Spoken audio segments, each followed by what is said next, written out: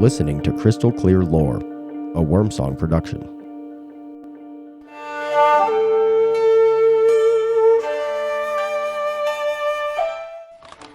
In the high halls of Takamagahara, where light never dimmed and time moved like silk through water, Amaterasu sat at her loom. The great frame was older than the islands themselves. Each thread she passed was not mere fiber, but endless possibility. Lives, reigns, entire eras. With every shuttle stroke, she had once woven the rise of emperors and the quiet turning of seasons. But since the day Susanoo's flayed horse had crashed through the roof, a single dark knot remained in the pattern, a reminder of his rage and their fracture. She rarely leaves her hall now. Far below, in the mortal realm, Dr. Hikaru Sato brushed dust from a shard of ancient wood, unearthed in a Kyoto construction site. The fragment shimmered faintly under museum lights, its surface etched with patterns that hurt the eye if one stared too long.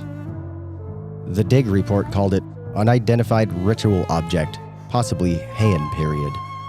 Hikaru, a historian specializing in Imperial Regalia, felt there was something more. When he touched it at night in his private study, the air grew warm. But then he noticed the history detailed in his books began to change in a span of weeks. At first, the alterations were small. A rival politician's scandal vanished from every archive. Campaign donations appeared from donors who had died years ago. Then larger threads moved. A controversial bill passed that would gut environmental protections near sacred forests. Hikaru watched the news in growing horror as Chief Cabinet Secretary Hiroshi Tanaka rose with unnatural speed. It was as if Tanaka had his own shard, and he was weaving himself a new path. In Takamagahara, Amaterasu felt the violation like a torn thread ripped through her chest. The loom shuddered. Colors began to bleed. She rose, magnificent and terrible, her mirror-bright eyes narrowing. Someone dares touch what is mine. Descending to Earth was no longer easy as the path between realms had grown thin. She chose a form both humble and radiant, a woman in her late 30s with hair like polished obsidian and eyes that held the warmth of noon. She stepped into the mortal world on the grounds of the Imperial Palace at dusk, drawn by the fraying of fate. Her first stop was the National Archives, where Dr. Hikaru Sato was once again working late. The rest of the building was empty. Hikaru sat surrounded by books whose pages now contradicted one another. When Amaterasu appeared between the stacks, glowing softly, her presence pressing against the fluorescent lights, he dropped his pen. "You're not real," he whispered. I am as real as the lies now written into your records, she replied. Her voice carried the hush of summer fields. The man called Tanaka has stolen a fragment of my loom. He rewrites the world to suit his greed. I need your knowledge of the mortal threads, historian. I already have the help of the first one who touched the loom after me. A soft rustle came from the shadows. A translucent figure stepped forward, the spirit of a young woman in ancient court robes, her hands still bearing the calluses of a weaver. Wakaharume, the maiden who had died when the flayed horse fell into the hall. She had lingered for centuries, bound to the loom's memory. I remember every thread, Wakaharume said quietly. Even the ones that break. And the shard here? Dr. Hikaru asked. Amaterasu raised an eyebrow. I will be taking it with me to prevent any further complications. Wakaharume disappeared briefly, before returning with Hikaru's shard in hand. She handed it to Amaterasu, who pocketed it.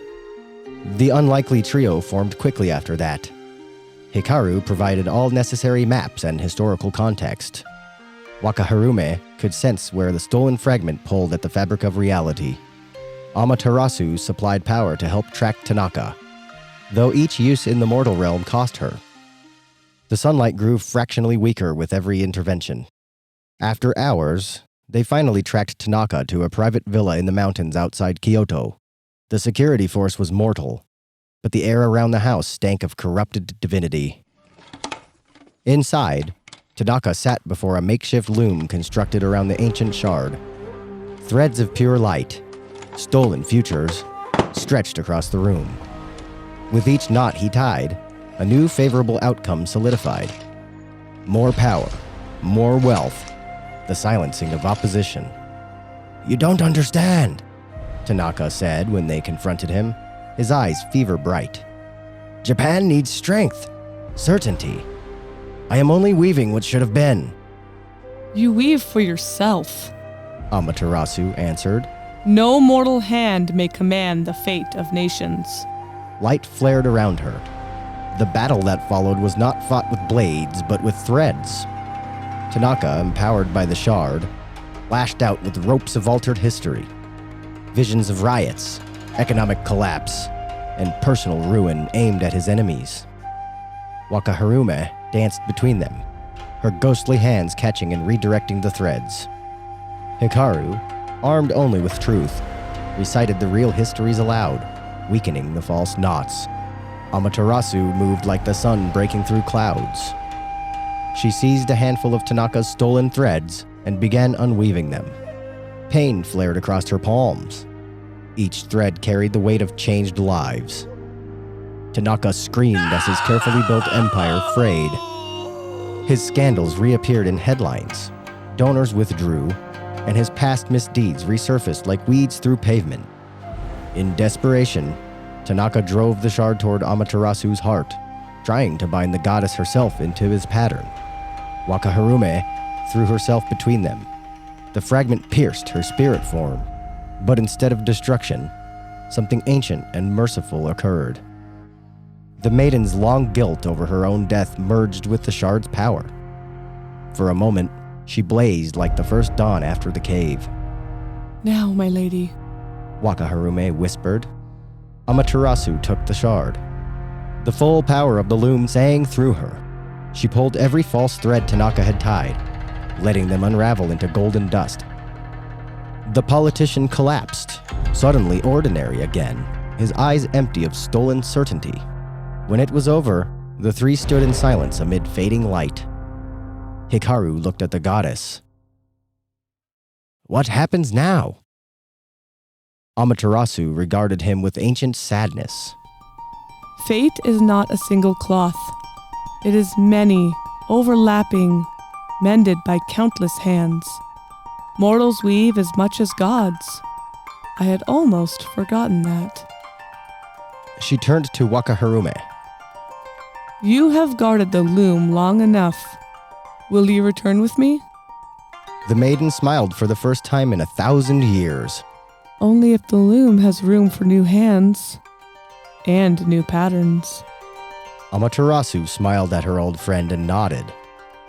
Together they ascended, leaving Hikaru with a single perfect thread of light in his palm, a promise that some futures could still be woven rightly. Days later, sunlight felt a little brighter over Japan. Historians noticed minor discrepancies in recent records, but dismissed them as clerical errors. Dr. Hikaru Sato returned to his work with renewed reverence for the stories he studied. Sometimes, late at night, he thought he heard the distant sound of a loom, steady, patient, and hopeful.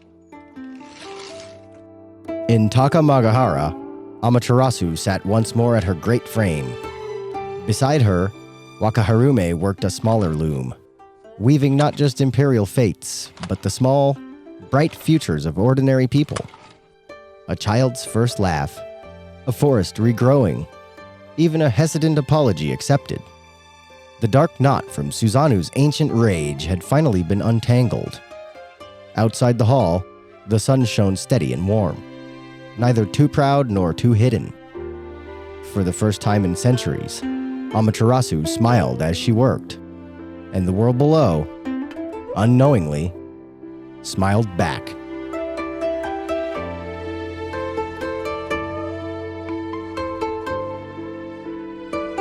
Welcome back to Crystal Clear Lore. I'm Crystal Lance, and I'm back in the recording closet with a mystical man named Brady. I'm actually kind of more of a puddle right now, as it's probably 100 degrees in here. It's super fun. We're going to try to make this short so we don't die. That's all you'll hear me. That's the only time you'll hear me bitch. But just know, we in here suffering. Tis the summer days. So this week we are discussing the Japanese goddess Amaterasu. So as we've discussed before, Japan has two major religions, Shintoism and Buddhism. By the way, we're in Japan. Not physically, but the story, Yeah. the subject. As I said, She the didn't say Japanese, that. did I? Yeah, but you just went right into it. Oh. That's how we roll here at Crystal Clear Lore. We just assume you did your homework. So Japan has two major religions, Shintoism and Buddhism. In Shintoism, there are two types of gods or kami. Communists? No, kami, not Communist.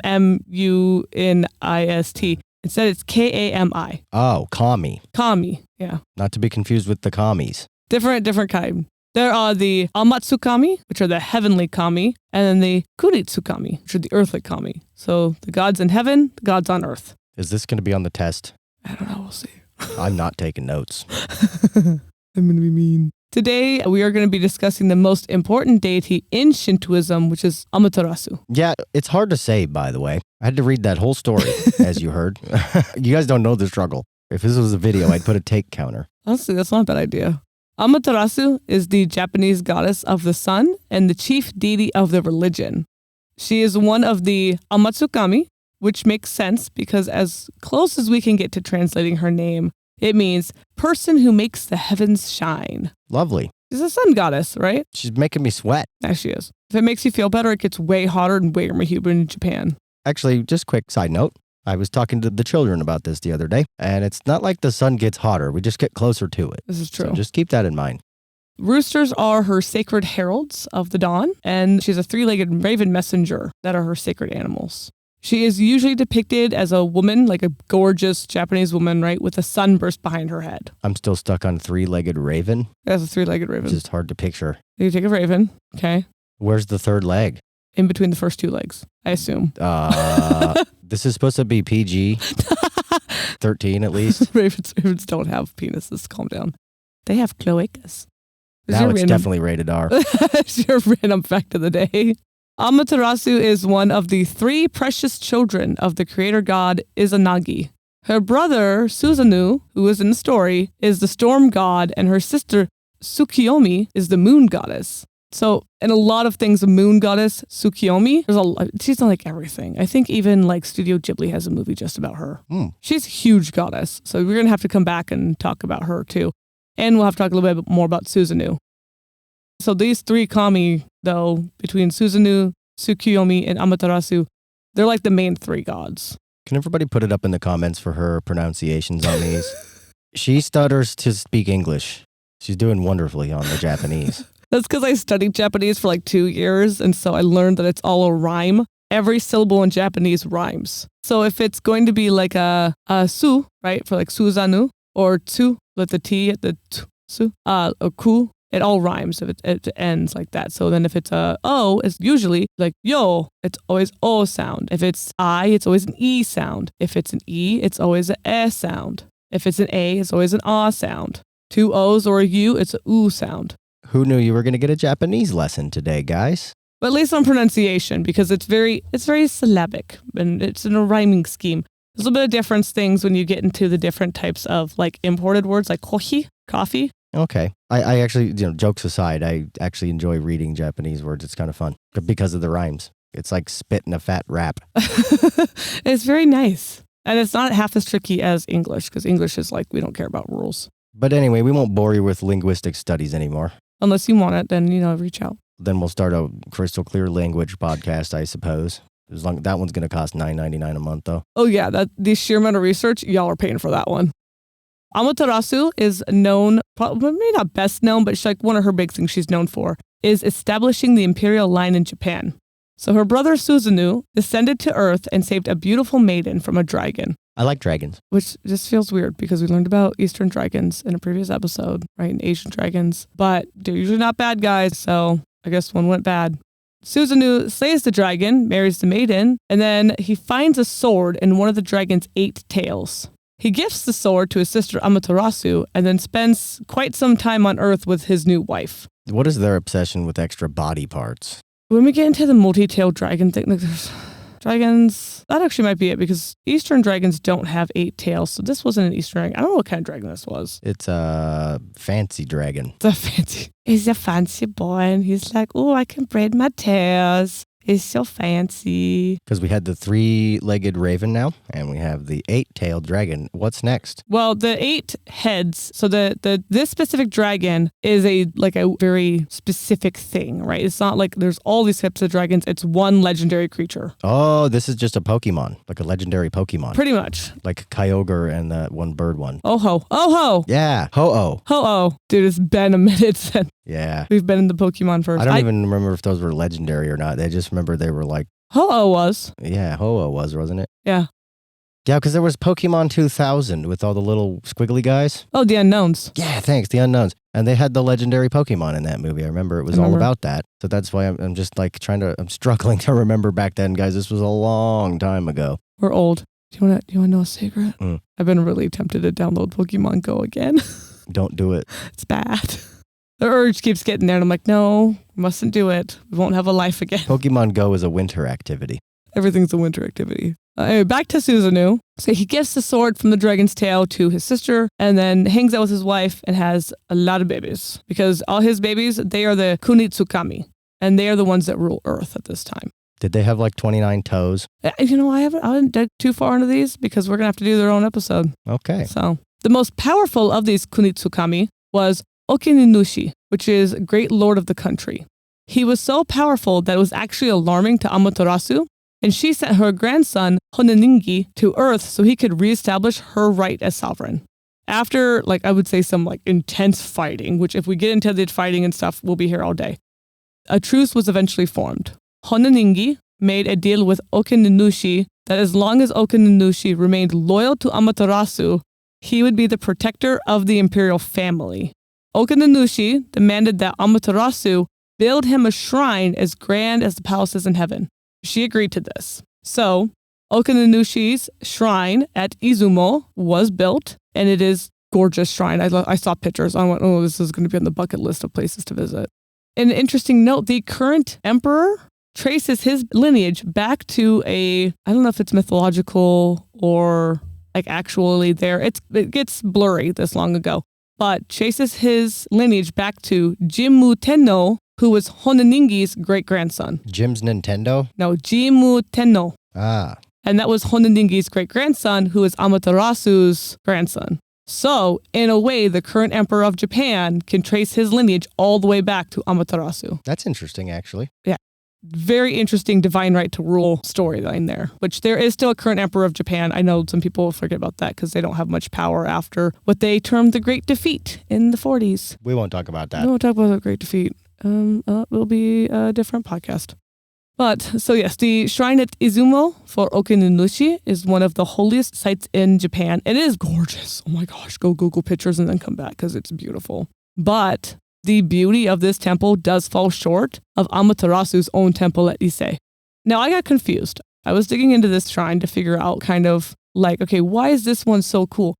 This is such a massive shrine that's actually home to a lot of different shrines to many different kami. Shrineception. It really is. It's really centered on 2 shrines. There's an inner shrine and an outer shrine. The inner Naiku shrine is dedicated to Amaterasu.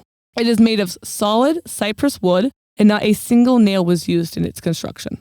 That's cool. Yeah, I heard about there's a lot of architecture in Japan where instead of fasteners, they kind of use interlocking grooves and clever weight distribution to hold everything together. It's really cool. It's because they don't have good iron. Yeah, that makes sense. They don't have a lot of iron, and the iron they used to use for swords, and it's not actually as good of some of the quality that we get out of Europe and America.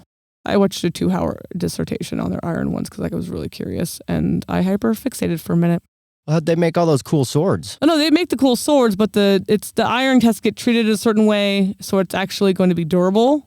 Yeah, because they're renowned for really good steel, aren't they? Yes, but only because of the practices that they created to make it good. They fold the blade in on itself, and it's beautiful. They couldn't just make a 3-inch cabinet screw? But there wasn't a lot of iron. So when you have a low quantity of iron, you're going to save it for weapons. Because a samurai would have 3 swords. Most notably, normally 2 swords would be carried, a long one and a short one. Sometimes there was a third one, but mostly 2 swords. Okay. So when we talk about Amaterasu, though, there's a lot of different variants on her birth and her mythologies. Some things like will get attributed to her in one version, but then you look at a different version and it gets attributed to Susanoo or Tsukuyomi, right, her siblings. However, there is one story that seems pretty constant, and it was about the relationship between Susanoo and Amaterasu and how it wasn't the healthiest sibling relationship. Who has one of those? I think everyone's relationship with their sibling is better than this, though. So we talked earlier how Susanoo was like kicked out, right? And he was going to be on Earth. Yeah. I mentioned that earlier. Come hang out with us cool folk. Yeah. So he actually got expelled by his father, Izanagi, for being a brat, pretty much. And apparently he was a mama's boy because he incessantly mourned for his dead mother, Izanami. So his dad was like, dude, it's been a millennia or 2. We can't do this anymore. You're sitting here causing problems. Out. But before he left, Susanoo wanted to bid farewell to his sister Amaterasu. Now, Amaterasu did not fully trust her brother at this point. She met him clad in male attire and armor. To demonstrate like he was being sincere, like I actually just want to visit with you and then I'll leave, Susanoo proposed a trial by pledge.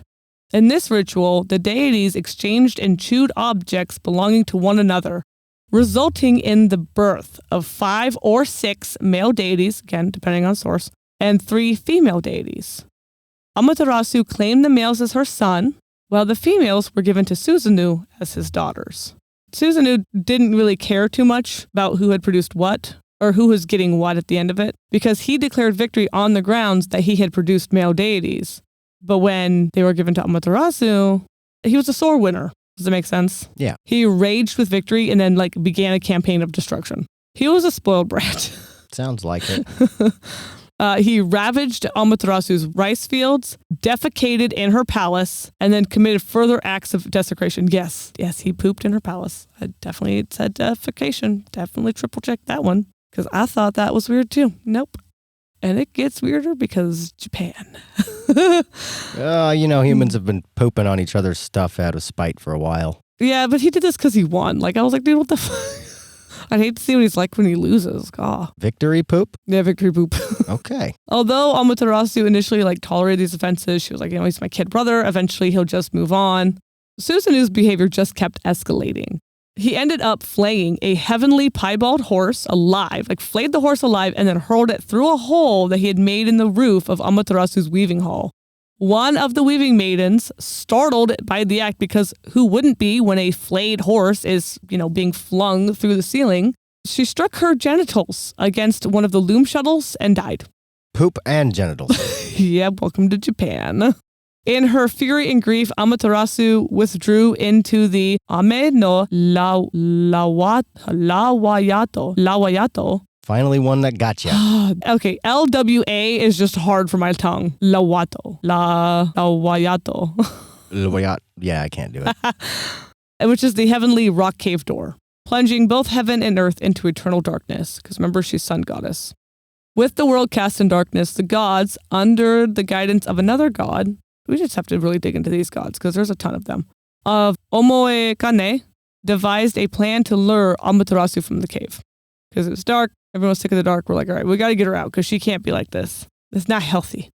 They gathered the long crying birds of Tokoyo to sing, uprooted a flourishing masakaki tree from Mount Ame no Kagoyama, and adorned it with strings of magatama beads on the upper branches, which the magatama beads are like the little, I don't know how to explain the beads. They're the little teardrops. No, they're not teardrops. Okay, they're in Legend of Zelda, but I don't remember what they're called in Legend of Zelda.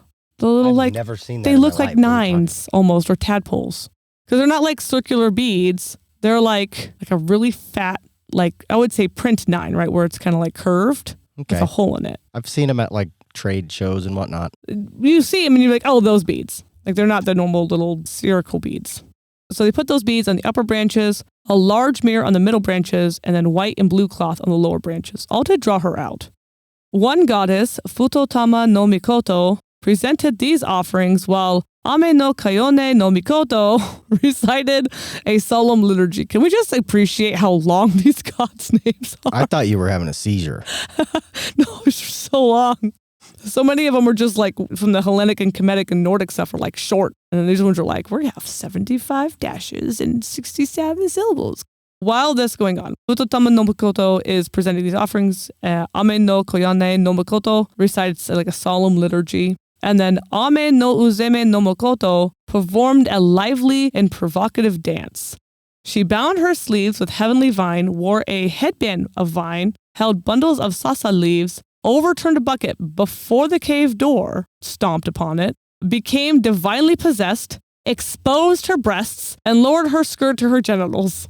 This is not a kid-friendly episode. It's Japan's lore, and we got 6 dick toads. It's so bad. There's a lot of boobs and a lot of genitals in Japanese lore. Like, there just is. That's why I haven't done a lot of it, because every time I'm like, there's so many genitals. Why are there boobs? Why boobs? Maybe why not boobs, but also why boobs constantly? So the 800 deities that were here to help Amaterasu come out of the cave, at this site they erupted in laughter, causing the entire Takamagahara, where Amaterasu lives, to shake. Like, literally they caused a slight earthquake because they were laughing so hard. Hearing the revelry, Amaterasu was astonished that the gods could be merry in her absence. How dare they? She's upset. No one's coming to comfort her. They're just laughing at her. So she asks, well, what is going on? Why are you so happy? And Ame no Uzume replied that they rejoiced because a deity greater than Amaterasu had appeared. Now, I will say this. It does not say that she was like huffing out and like snapping her fingers and sashaying her hips. No, Amaterasu got curious about who on earth this could be, opened the cave door to peer out, and then Ame no Kayane and Futotama presented her the mirror. And then Amaterasu was even more drawn forward from the door. She was at this reflection. She was like, who is this? Had never seen a reflection before. Very common thing in Japan because mirrors were super rare.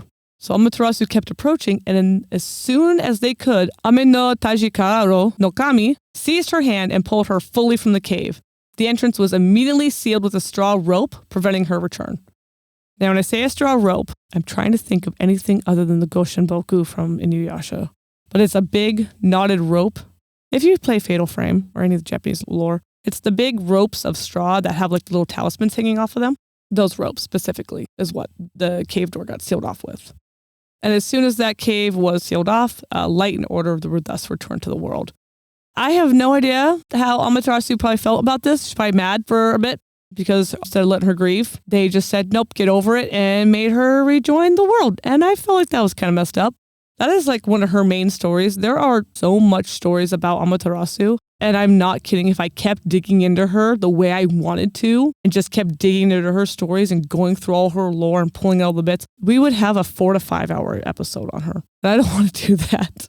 It's 100 degrees. Yeah, it's not the week for that. So it is the week for her with the heat from the sun. It's not the week for a 4 to 5 hour episode on Amaterasu. Amaterasu is a winter activity. So kind of to sum her up, right? She's the goddess of the sun for Shintoism, which is one of the main 2 religions in Japan. Her symbols to this day are the sword that she received from Susanoo, from the dragon's tail, the mirror that was used to draw her out of the cave, and the jewel she chewed on during the contest that she had with Susanoo. So, as much as I'm able to and keep this episode at a somewhat reasonable time frame, I hope that this made Amaterasu, the sun goddess of Japan, crystal clear. Bye. Bye.